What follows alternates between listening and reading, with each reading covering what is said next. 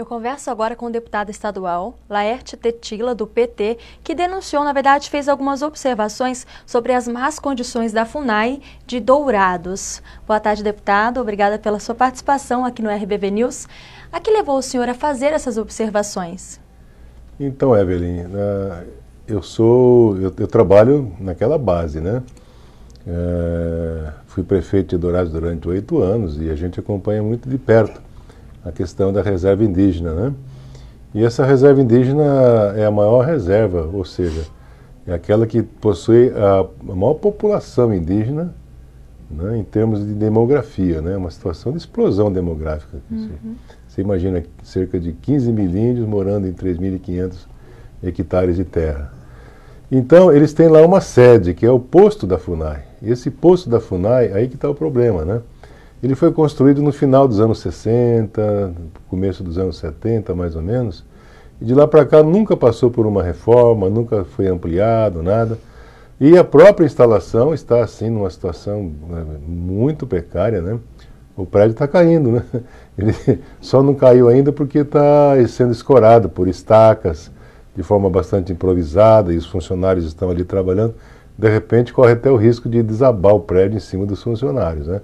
Nós estivemos lá a pedido do próprio chefe do posto, né, para ver aquela situação, e constatamos, fotografamos e elaboramos uma matéria bem caprichada mesmo, e encaminhamos para o senador Delcídio, do Amaral, né, na expectativa de que ele, juntamente com os nossos deputados federais, o deputado Bife, o deputado Wander Lobé, né, a gente possa encontrar uma solução, uma emenda federal, né, que possa aportar os recursos para que a gente, lá nem se trata mais de reforma ou ampliação, trata-se de demolir o que tem lá para construir uma nova sede que seja à altura daquela população, né? São 15 mil índios, para você ter uma ideia, o Evelyn e também os telespectadores, 34 municípios do estado não têm a população que tem aquela reserva indígena.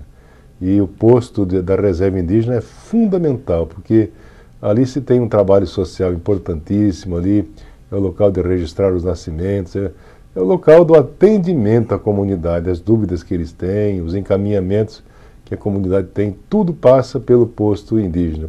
Por isso, a nossa grande preocupação no sentido de achar uma alternativa, né, que seria uma emenda federal, para que a gente possa resolver aquele problema. Então, realmente falta estrutura para os povos indígenas. Tem um relatório aqui do CIMI que está apontando que a situação indígena aqui de Mato Grosso do Sul piorou, né? Nós vemos todos os dias, às vezes, praticamente todos os dias não, mas semanas, índios sendo assassinados, eles realmente vivem assim em situação precária, já sofrem uma certa discriminação também da população, né? Sem dúvida, tem o problema da terra. Hoje nós temos cerca de mais de 40 acampamentos indígenas em beira de estrada, vivendo numa situação assim de extrema miserabilidade. E na expectativa, né, o Ministério Público Federal tem feito um trabalho juntamente com a FUNAI no sentido de estar identificando as terras indígenas, né, para acomodar esse pessoal, porque Mato Grosso do Sul não pode conviver com essa situação mais, né?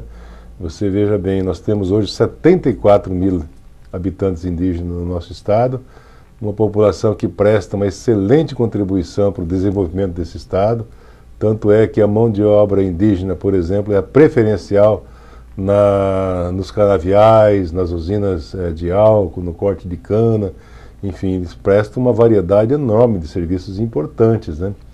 E evidentemente que tem toda uma história também, eles são originais, eles são os nativos, eles são aqueles que primeiro estiveram aqui nessa terra.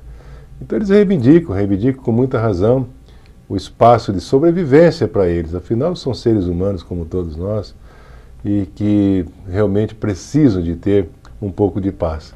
E o Mato Grosso do Sul precisa resolver esse problema, esse conflito entre índios e proprietários. Não é tão difícil, não são tantas áreas assim, com poucas áreas se resolve esse problema. As terras na região dos Guarani-Kaiowá, por exemplo, nunca estiveram tão baratas como agora, né? Justamente por causa dessa crise. O valor imobiliário caiu lá embaixo, o preço da terra caiu vertiginosamente. Então, para o governo federal adquirir terras e assentar esses índios de forma digna, não é tão difícil, né?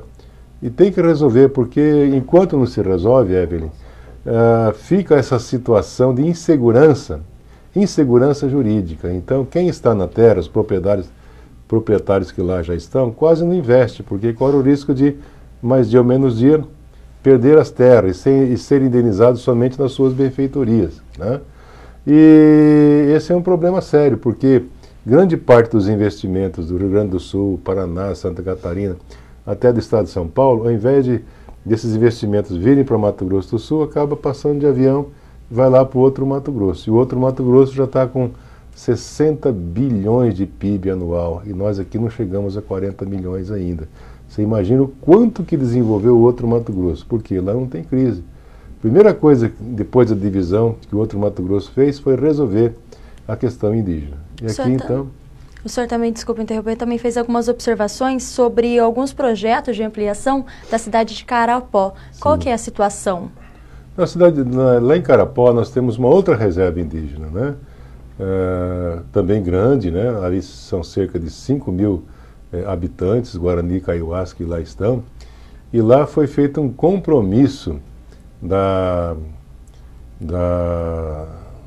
dos órgãos competentes na parte hídrica, né? A Sanesul, em parceria com o governo federal, de ampliar a rede de água para eles, né? Não só a rede de água, como também instalar os kits sanitários naquela comunidade. E esse trabalho não está completo, né? Eles estão numa grande expectativa de que aquele compromisso feito venha realmente se concretizar. Então, nós já pela segunda ou terceira vez estamos reiterando essa matéria na Assembleia Legislativa, né, para que a gente possa encontrar os resultados o mais rapidamente possível, porque a comunidade é grande, né, a demanda por água, por saneamento também é muito grande naquela reserva indígena. Deputado, só para a gente encerrar então, para as pessoas que estão em casa entender, essa denúncia, vamos tratar assim, essas observações foram entregues à Assembleia Legislativa. O que deve acontecer agora? Quais são os outros passos? Sim, a primeira instância é aprovar na Assembleia Legislativa. Aprovamos por unanimidade e o segundo passo agora é que os órgãos competentes vão receber essa matéria, né, devidamente aprovada na Assembleia Legislativa.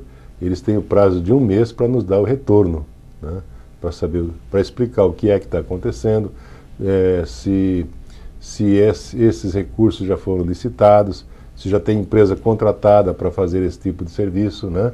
No caso de Carapó. No caso de Dourados, a construção da sede, isso claro que depende de uma emenda. Então, trata-se de uma indicação, um pedido que a gente faz, no caso, para o senador Delcídio, para os deputados federais, estou encaminhando para o Vander Lobé, para o deputado Bife, né? Para que eles então providenciem ou emendas individuais ou emendas de bancada para a construção da nova sede da FUNAI em Dourados. Então, evidentemente que eles recebem essa matéria aprovada pela Assembleia. Uma vez aprovada pela Assembleia, claro que eles vão dar uma atenção toda especial para isso e vão nos dar uma resposta também. Então, a expectativa nossa é de que a comunidade seja realmente contemplada, porque se trata de uma demanda tem tudo a ver, né, do ponto de vista humanístico, né? Uhum. Ok, nós recebemos aqui no estúdio o deputado estadual Laerte Tetila, do PT, que falou um pouquinho mais para a gente sobre a situação dos povos indígenas aqui do estado de Mato Grosso do Sul. Obrigada, deputado, pela sua participação. Eu que agradeço, Evelyn, e quero transmitir aqui um grande abraço a você e a toda a equipe aqui da RBV. Muito obrigado. Obrigada, boa noite.